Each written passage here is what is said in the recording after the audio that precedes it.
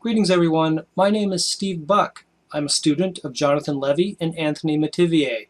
Recently I noticed some new students asking a question that seems to be fairly recurring. I'm going to paraphrase that question. That question is, what is the best approach to really go through the material? Should I watch all of the videos all at once and then go back step by step to complete it? Or should I just begin taking it step by step? What did you do and what do you recommend? I wanted to take a moment and respond to that question because it's something that new students do ask on a regular basis, and it's something that I've struggled with since I've been a student of both Anthony and of Jonathan. So as a student of Anthony and Jonathan, I've had several false starts.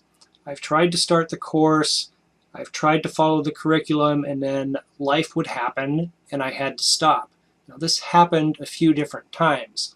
And just a few weeks ago, I began to restart the course again, this time with a fixed determination that I'm going to complete it step by step as recommended. And life happened. I had to stop, but I'm back on track again. So what this video is going to do is present my current workflow towards completing the class. This will show you how I start my day when the computer comes on, when I open up my first browser window, and it will set the pace. This creates the right mood for me to complete the course, and this is the process that I'm following at this time. It is very effective. I'm very pleased with the progress I'm making. With the exception of the little unexpected life circumstance that caused me to stop for about a week and a half, it's still working. So I wanted to share this process with you. My primary browser is Google Chrome, and I have it set to open to multiple pages, as you can see from these different tabs every time that the browser opens. The first tab that I have it open to opens up to a program called Rescue Time. This is a productivity measuring application that can be installed on the computer, and it measures everything that you do.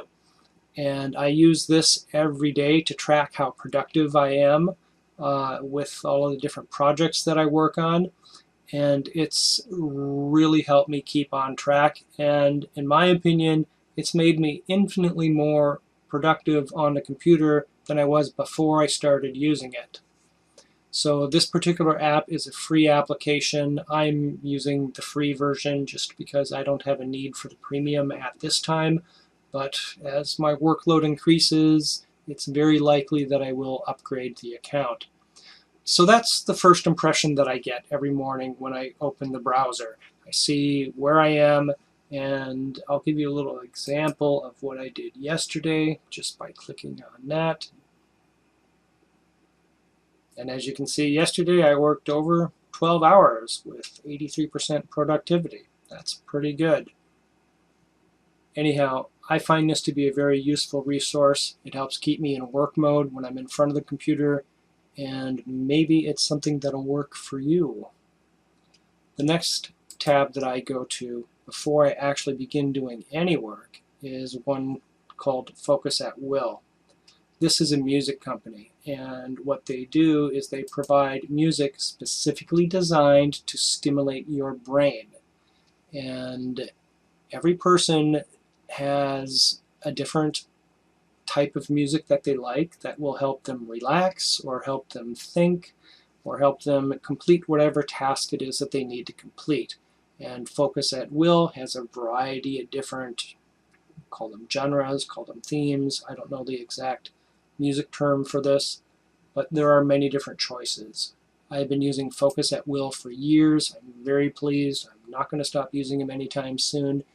And at this tab, I press the play button, and then I get music that just drowns out all of the surrounding noises from around me, and it helps me focus. The next thing I do is start with the short-term visual memory training. And I start simple because I'm just waking up. So I'll start with usually the number 4 as the default. I'll do this exercise 3 times. Then I will increase it to the STU, the intermediate. I'll do that 3 times. And I'll do STUX 3 times. And if I can make it to STUXL after having just woken up in the morning and getting in front of the computer, I'll do that as well. However, completing this first thing in the morning with the highest possible score is not a priority for me because I return to this particular screen a few times during the day. And I go through this exercise a few times during the day. So it's working out. I'm able to view additional symbols and keep accurate counts of them. The more often I do this, the better my skill is improving. The next tab I go to, and I'm sure you guessed, is the 20 random words generator. Now, this is something that I'm still struggling with a little bit, and I'm not fully applying myself probably at the level that I should. I'm working at a level where I'm slowly gaining comfort with it. And in the beginning, when I started this, it was just a blur of words. It's like, what? No, it's just, this ain't gonna work. And now, having done this particular exercise or tried to work at this exercise at my own pace for the last few weeks and apply myself at the level I have, now it's making sense to me. And the concepts are actually beginning to sink in and gradually turn into a skill. In the very beginning, this was just a blur of words. Now I can look at the entire block of words and I see all of the words. And I'm still a little bit weak with establishing the recommended associations to the scenes that we're supposed to create, the visual markers. However, the side effect of doing it in the way that I have is now when I look at any book page, words like this just stick out to me, and I'm not having to really look for them. They're just immediately noticed by me. The nouns are immediately noticed by me. So it's working out, and I have a ways to go with this, but that exercise is just, it's there, and it's happening little by little. Now, the next tab that I'm opening is not one that I go to, but it's something that I want to mention as a disclaimer to 2 tabs from now. So I am a member of the masterclass, and in Jonathan's masterclass, I have access to the Become a Speed Demon, the masterclass. This is a course on productivity and efficiency. I wanted to mention this now because I have not completed that course yet. And this is evidenced by no green buttons being filled next to the videos or the quiz. So I have Jonathan's productivity course, but I haven't gone into it yet. I'm doing the SuperLearner masterclass first. Now, the reason I'm sharing that is because of the next tab. And this is actually the next place I go after the 20 random words generator. I like to start my day with a journal after I've done these little mind exercises. And this particular form is it's a Google form that I created. It suits the things that I need to track at this time. At least I think that I need to track at this time. It is partially inspired by a book by Chris Bailey called The Productivity Project. If you don't have this book, I highly recommend it. Chris has written many excellent suggestions about productivity as well.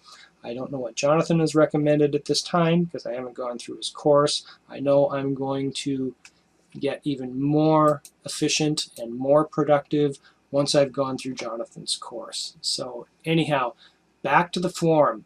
If it's a Monday morning or, well, not so much late Sunday night, but usually it's on Monday mornings that I fill out 3 things that I want to accomplish for the week, 3 things that I want to accomplish that day. When I'm writing this on Monday, I fill out 3 things that day. Now, when I open this up on Tuesday, I ignore the top field. But every day I open this up, if I have to fill something into a field, if it's appropriate, I do. I'll start my day by determining 3 tasks that I absolutely must complete, and I keep it at 3. I have gone further than that. I've had 5 and I've had 7, and then I lose track of things, and then I can't complete them. So 3 appears to be the magic number. That's also the magic number recommended by Chris Bailey, and right now it's working for me. I also track my energy level, my mental clarity, and my ability to focus. When I wake up, my energy level is kind of blah. Sometimes it's 6 if I didn't get a good night's sleep. Other times I've clicked 9. Other times I've clicked 8. Energy level has always varied.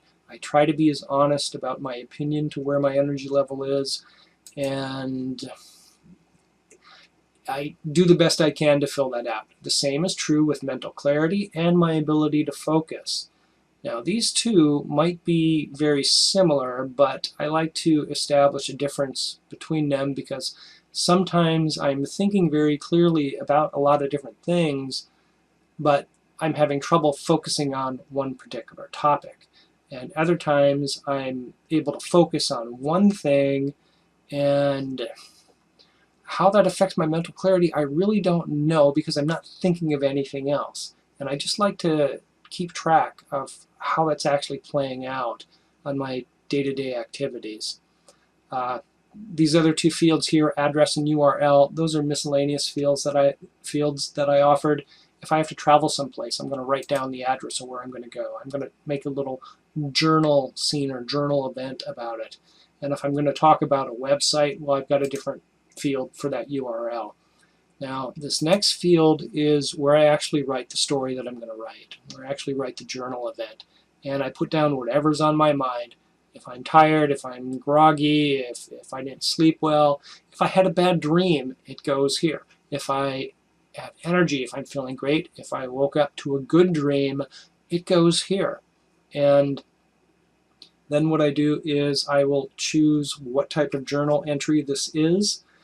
Maybe it's for productivity, maybe it's just my general mental state. I call it the psychology log. If later in the day, because I fill this form out throughout the day, if I'm going to start the SuperLearner course, I check SuperLearner.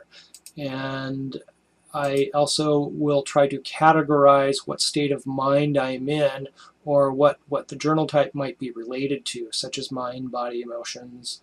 If, for example, I was making a fitness journal entry, then I click body down here, and if it involves fitness, I could also put emotions. It all just kind of depends. And this is the form that I fill out in the morning, but as I mentioned, I also complete it a few times during the day. So it's worked out for me really well. I'm really happy with that. Anytime I do press submit, it gets it out of my way, and I don't have to look back. And not looking back onto my current state of mind is important to me because I'll do that 6 months or a year from now. What that's going to do is give me a very objective view on just how my mind is behaving, on how I'm living my life.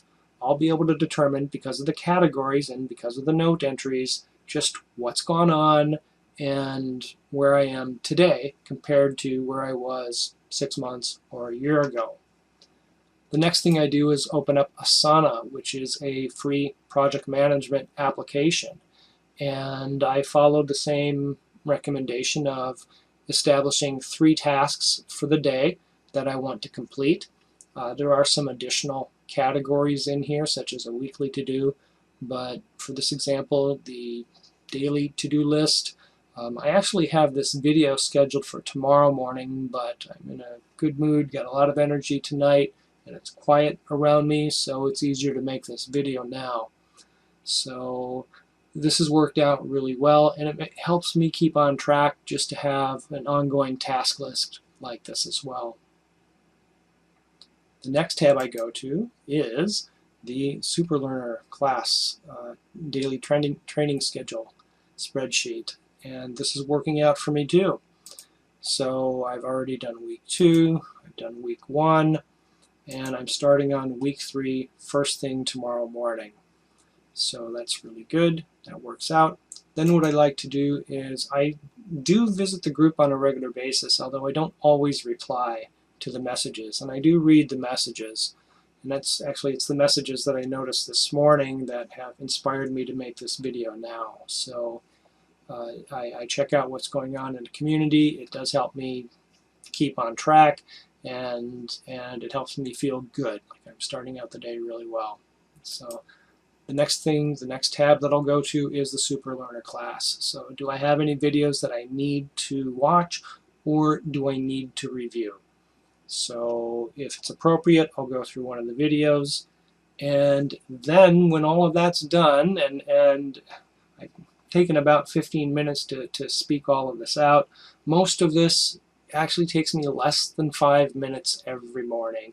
So maybe it would take 10 minutes. So it doesn't take long at all to work through all of this. But once I've gone to the SuperLearner class and do what I've had to do there, then I move on to other projects and continue with my day.